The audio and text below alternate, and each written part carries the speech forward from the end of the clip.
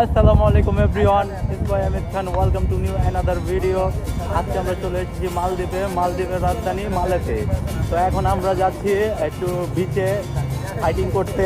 তো সবাইকে দেখাবো, আপনারা সবাই দেখেন যে কীরকম লাগে মালদ্বীপ শহরটা। মালদ্বীপ সম্পর্কে আরও অনেক কিছু জানতে আমাদের সাথে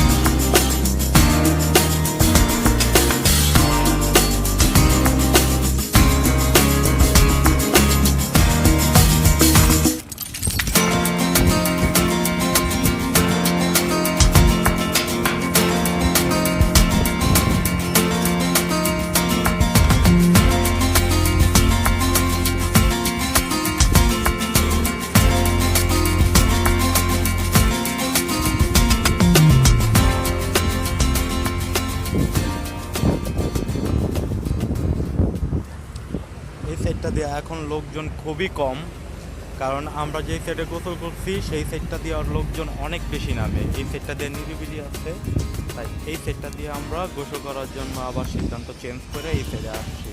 তো এই সাইডটা একটু নিরিবিলি আছে, যার কারণে একটু গোসল করে শান্তি পাওয়া যাবে।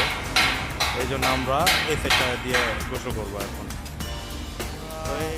তো আসতে পারেন, অনেক সুন্দর জায়গা। মালদ্বীপ হইলো সবচেয়ে অস্থির জায়গা, ঠিক আছে? এইখানে আসলে মনে করেন যে মন ছুঁয়ে যাবে প্রকৃতির দৃশ্য দেখা। তো প্রকৃতি এতই সুন্দর, আল্লাহ তাআলা নিজের হাতে তৈরি করছে যে না দেখলে বোঝা যায় না। তো আপনারা আসুন, আইসা দেখেন, মালদ্বীপ সম্পর্কে জানেন। মালদ্বীপ অনেক সুন্দর একটা জায়গা, আপনারা ঘুরেন, দেখেন, খুব ভালো লাগবে, ঠিক আছে? ওই সাইডটা হইল বিলিগিরি। তো আমরা নেক্সটের প্ল্যান করছি বিলিগিরি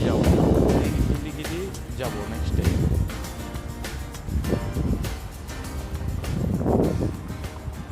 হাঁটা যাক, দেখি কোথায় যাওয়া যায়।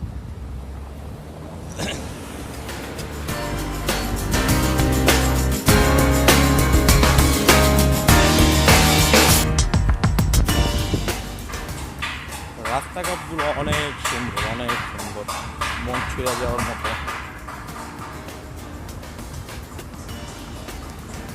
হাঁটতে করুক বা না করুক, রাস্তাঘাটগুলো অনেক সুন্দর।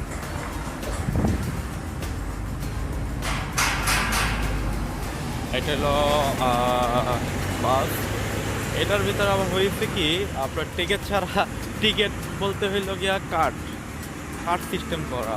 টিকিট কাটতে হইলে আবার সেই বাস কাউন্টার পর্যন্ত যাইতে হয়। তো আর যদি কার্ড থাকে তাহলে যে কোনো জায়গার থেকে এখানে ওঠা যায়, কোনো ব্যাপার না।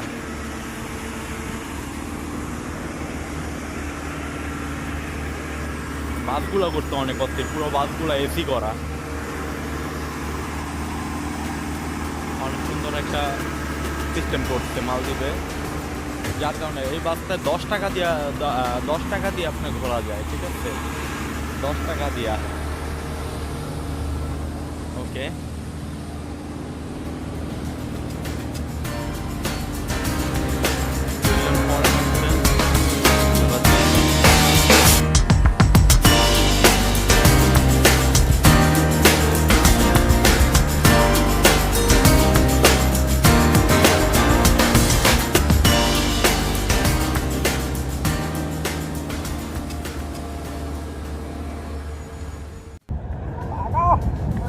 মালদ্বীপ একটা অস্থির জায়গা।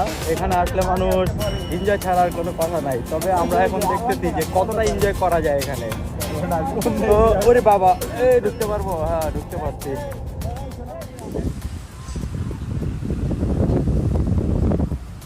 ভিডিওটা আজকের জন্য এই পর্যন্ত। সবাই ভালো থাকবেন।